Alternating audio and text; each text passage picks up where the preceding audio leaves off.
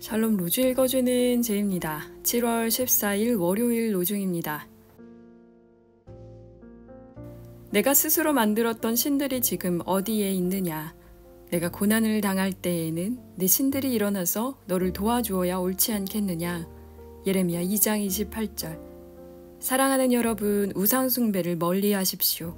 고린도전서 10장 14절. 하나님께 영광 돌리는 하루 보내세요. 샬롬 하올람.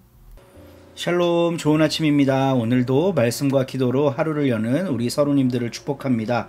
오늘은 우상 숭배를 멀리 하십시오 라는 주제로 함께 가르침의 본문 말씀을 묵상해 보고자 합니다. 가르침의 본문은 고린도 전서고요. 이 제목은 바울이 했던 말 그대로입니다.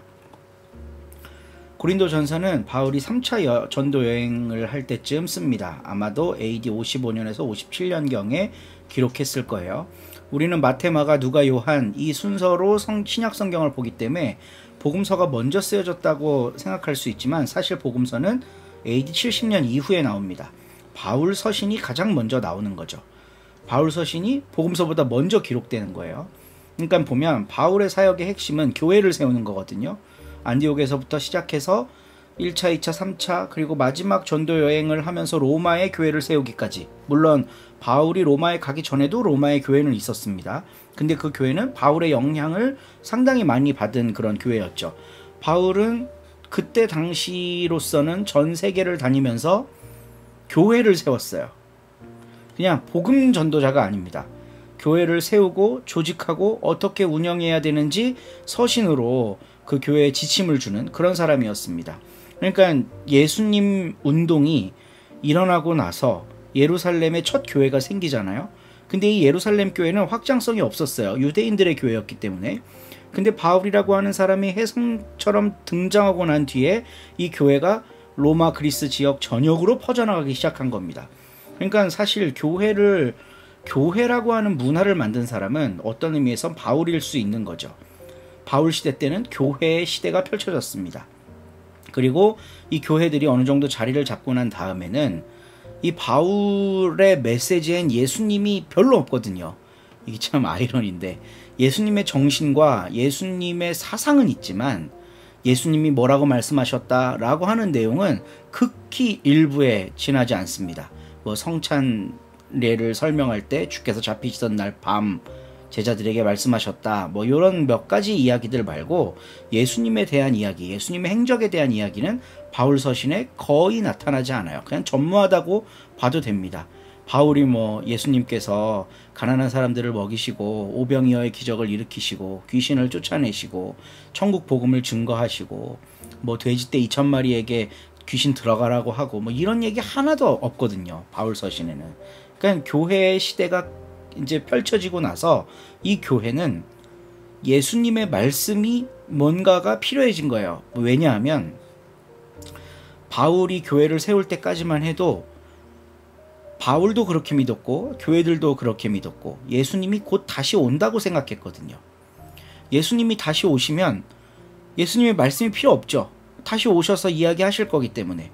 그러니까 내가 뭘 믿고 어떻게 사느냐만 중요한 겁니다. 근데 바울이 죽고 1세대 사도들이 다 죽는데 예수님이 다시 안 와. 그러니까 교회는 지연된 종말을 견디기 위해서 예수님이 하셨던 말씀을 수집하기 시작한 거예요. 안 오시니까 우리 그래도 이걸 보존해야 되지 않겠냐. 그리고 살아 계셨던 예수님의 말씀, 이게 교회의 미천이 되어야 되지 않겠냐. 이런 생각들이 나오기 시작한 거죠. 그래서 그 다음에 복음서의 시대가 열려집니다. 우리가 알고 있는 가장 초기 복음서 마가복음은 AD 70년 어간에 기록됩니다. 그리고 나서 마태와 누가가 그 뒤에 기록되고 요한복음은 AD 100년 정도.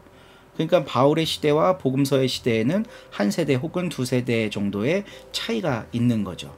바울 서신의 귀중함은 복음서를 읽지 않았던 교회, 그러니까 1세기 초중기 교회의 모습을 알 수 있다는 겁니다. 처음 교회들이 어떤 방식으로 사역을 했고 뭐 어떤 문제들에 봉착해 있었는지 이런 걸 알 수 있다는 게 참 중요합니다.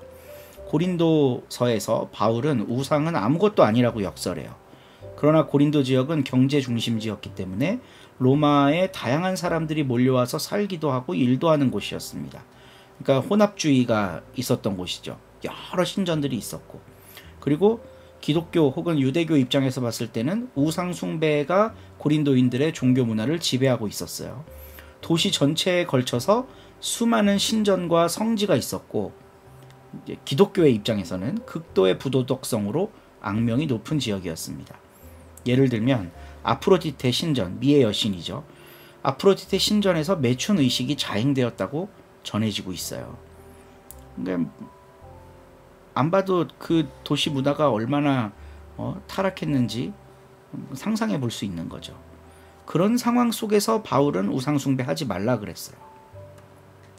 바울은 이 첫 교회들이 처한 상황이 위태로움을 인식했습니다.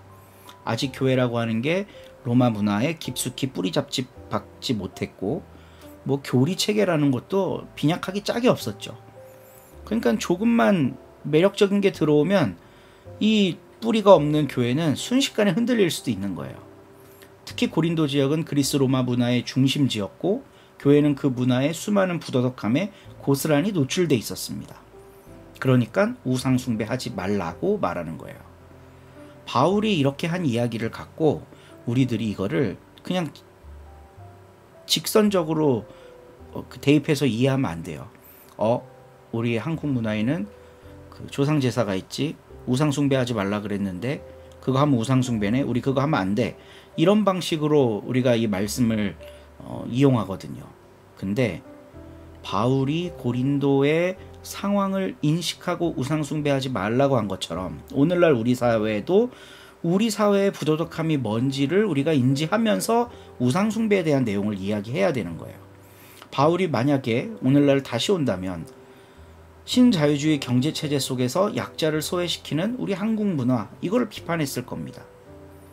재벌이 3대 세습하고, 교회도 세습하고, 북한도 세습하고, 이런 게 전 세계에 없거든요. 우리만의 K문화거든요. K문화.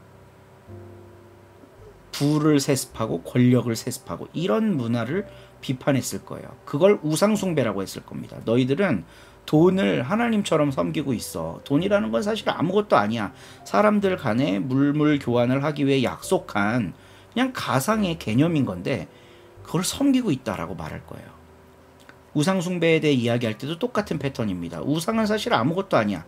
다 하나님이 지으신 거고 모든 것은 하나님의 통치 아래에 있는데 너희가 없는 것을 가져다가 우상이라고 만들어 놓고 그걸 섬기고 있거든. 바울이 지금 고린도 전서 10장에서 이렇게 이야기를 해요. 그러니까 그런 우상 섬기지 마. 그리고 돈 섬기지 마. 유전무죄, 무전유죄. 오늘날의 우상은 거기 있어. 라고 이야기하지 않았을까 생각해 봅니다.